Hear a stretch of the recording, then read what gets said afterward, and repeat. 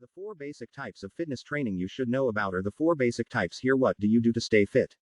Skip rope, run or perform yoga. We all have our own preferences when it comes to staying fit. Some like to take a walk in the open air, while others like to sweat it out in the comfort of their home.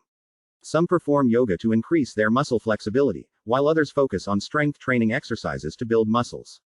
It has been generally noticed that people stress more on a single kind of exercise.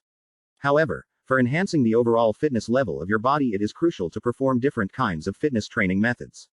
There are 4 different kinds of a fitness training method that can help to improve your overall health and fitness. First, balancing exercises. We mostly ignore balancing exercise, without realizing the fact that it is essential to perform our daily activity.